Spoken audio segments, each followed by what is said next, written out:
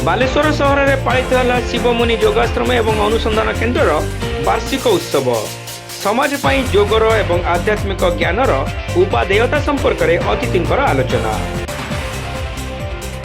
शिवमुनि योगाश्रम एवं अनुसंधान केन्द्र मोतीगंज शाखार वार्षिक उत्सव बालेश्वर सहर उपकंठ चांदीपुर रोड स्थित आश्रम परिसर में मंगलवार दिन अनुष्ठित हो जाइए। ଏହି ଅବସରରେ ଯୋଗାଶ୍ରମର ଶତାଧିକ ସଦସ୍ୟ ଏକ ଶୋଭାଯାତ୍ରାରେ ଆଶ୍ରମ ପରିସରରେ ପହଞ୍ଚିବା ପରେ ଉତ୍ସବ ଆରମ୍ଭ ହୋଇଥିଲା।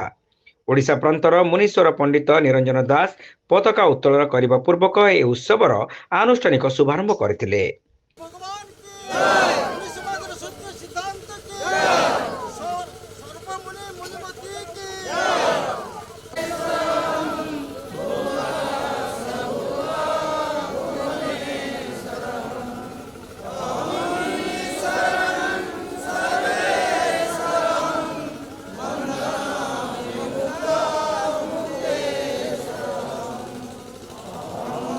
महाराज की सत्य की आत्मदेव की शास्त्र आत्म विचार की जी भगवान की अखिल भूमंडल सरस्वती समाज की मुनीश्वर की।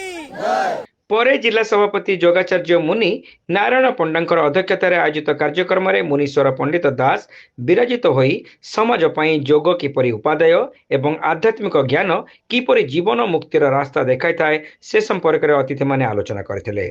आत्मज्ञान मनोबल एवं योग बल द्वारा मोक्ष प्राप्तिर मार्ग प्रशस्त होइथाय बोली से मत व्यक्त करथिले। अखिल भूमंडलीय सर्वशिरोमणि मुनि समाज एक आध्यात्मिक संस्था योग स्वास्थ्य आत्मज्ञान एवं स्वतंत्र विचार प्रचार करी मनुष्य समाज रे प्रकृत सुख शांति आनंदर वार्ता प्रचार करुची।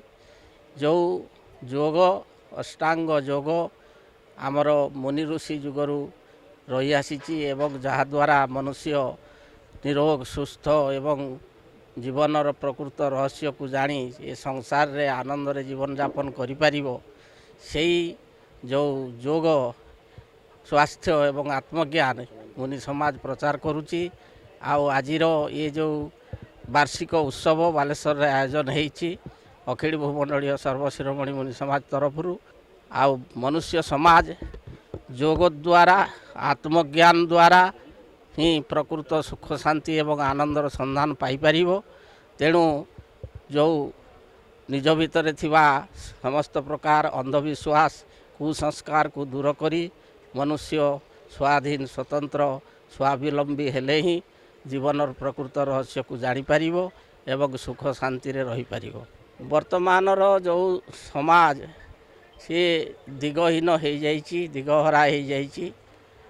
जो आमर शिक्षा क्षेत्र रे जो मोराल शिक्षा नीति शिक्षा एवं जीवन रहस्यर शिक्षा जो आम रही पूर्वरु जे गुरुकुल मानक मनुष्य चरित्र गठन शिक्षा थिला तो वर्तमान शिक्षा क्षेत्र रे यार अभाव घटिबारु समाज रे विशृंखला देखा देइछि एवं विशेषतः मनुष्य समाज जो प्राकृतिक जीवन को छाड़ी आज जो प्रकृति को ध्वंस करिवारे लागिछि प्रदूषण करिवारे लागिछि ता फल आज मनुष्य समाज रोगाग्रस्त होउछि दुख क्लेश उठाउछि एवं आज हिंसुक हो जाइछि मनुष्य समाज सारा पृथ्वी रे जे परस्पर भितर विवाद ये ही मनुष्य समाज को कुपथरे नौछि।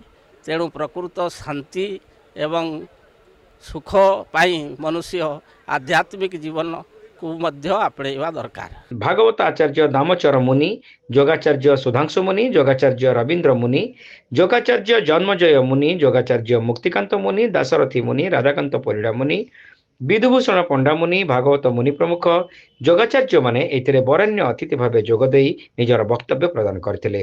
सत्य ज्ञान यज्ञर मुख्य पुरोधा भावे आश्रमर सभापति योगी प्रफुल्ल बारिक मुनि कार्यक्रम परिचालना करने सहित शिवमुनि योगाश्रम एवं अनुसंधान केन्द्रर विविध कार्यधारा संपर्क में सूचना देथिले।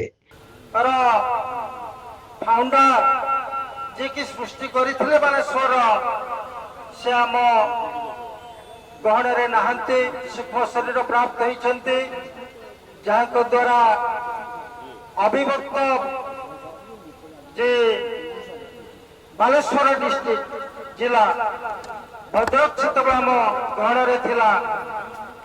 ସେତେବେଳେ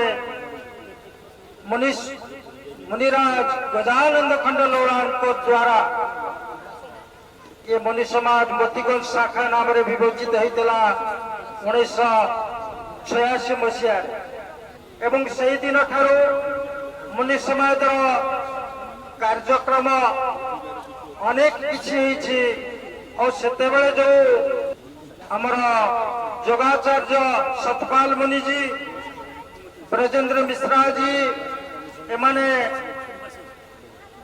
बालेश्वर को आसी अनेक शिविर क्लास देइचंती एवं मुनि मान को तैयारी करचंती तो बहुत से भली मनीषी मंडल बालेश्वर आसी योगदान करचंती एवं ये कार्यधारा से दिन ठारू जारी रही। आश्रमर संपादक जोगी गणेश्वर जेना मुनि प्रारंभिक सूचना प्रदान करथिबा बेले शेषरे गणेश चंद्र पात्र मुनि धन्यवाद अर्पण करथिले। मुनिमती वैजयंती बारिक एथिरे आवाहनी संगीत परिवेशन करथिले।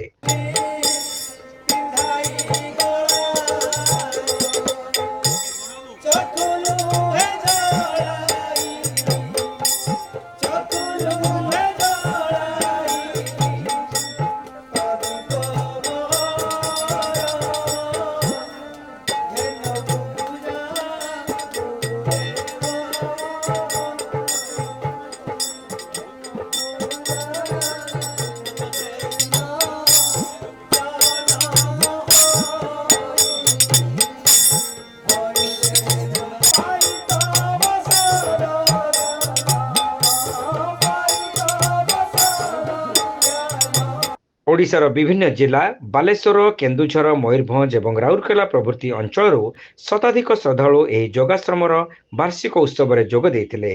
खगेन्द्र साहू, रमेश माझी, वृंदावन दास, रमेश मुनि, सरोज राउत, केशव विश्वाल प्रमुख समेत आश्रमर समस्त कर्मकर्ता कार्यक्रम परिचालन में सक्रिय सहयोग करथिले।